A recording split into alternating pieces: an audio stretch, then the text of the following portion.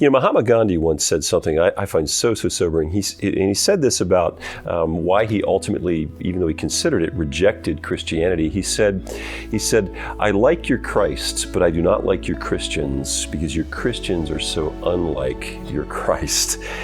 And I thought of that because it strikes me that there may be some of you who are watching this who I don't really see very much actually in church or out and about, because at some point, maybe like Gandhi, you've been very, very hurt by a church or by Christians or maybe even by a pastor in particular.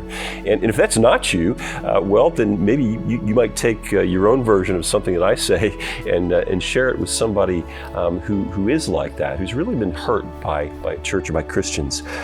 Friends, the good news that we celebrate at Christmas is that God loves people like you and me so much that he dared to enter into history as a human being. And then about 33 years later, he died and he rose again to deal with all the stuff that's in us and all the stuff out in the world outside of us that wrecks our relationship with God. He came to deal with all of that. And if you find this hard to swallow because, in large part because of some people who shared that message with you, who maybe were very uncaring or judgmental or just really simplistic, or maybe they attached a lot of other stuff to that wonderful message, like a lot of rules or political opinions.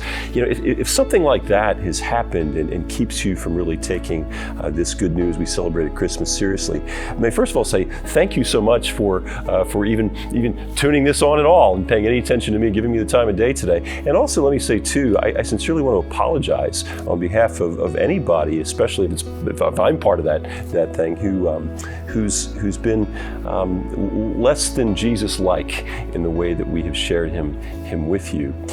But may I also, friends, gently suggest that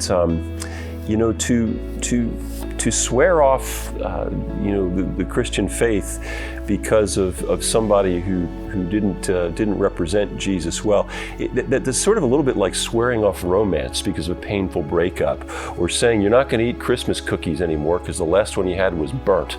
Boy, that would be an awful tragedy, wouldn't it? And so friends, this Christmas, I just so want to encourage you. Please don't let God's fumbling, imperfect people like me keep you from exploring and really embracing the one whose coming we celebrate and who really does love us perfectly. Thanks for your time today, friends.